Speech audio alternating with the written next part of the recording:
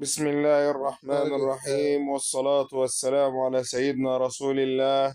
اللهم افتح بيننا وبين قومنا بالحق وأنت خير الفاتحين. السلام عليكم ورحمة الله وبركاته.